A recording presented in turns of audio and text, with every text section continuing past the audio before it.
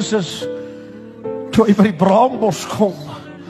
hy het daai pad moontlik al keer op keer geloop, maar die dag toe God met hom praat, toe hoor hy, die engel sê van trek uit, jou skoene, jy staan nou op heilige grond. Dis nie die grond nie, maar is die God van die grond, wat vanmôre in hierdie kerk is, waar 2 of 3 in my naam vergader, daar is ek in julle midde. Hy is hier, dit maak die grond, halleluja, dit maak die grond anders waarop jy staan, dit maak die gebou anders waarop jy staan, want dit wat in hierdie plek is, word deurtrek met die krag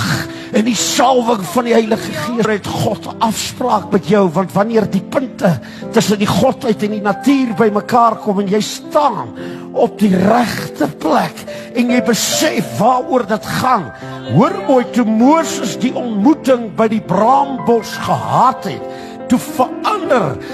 oor die 80-jarige man se lewe, en hy stap uit, en Gabriel, hy gaan doen 'n ding wat die wêreld tot vandag aan die praat het. Dis wat God doen, toe die besigheid by mekaar kom, toe die grond, God en die bos by mekaar kom, toe verander die man, toe verander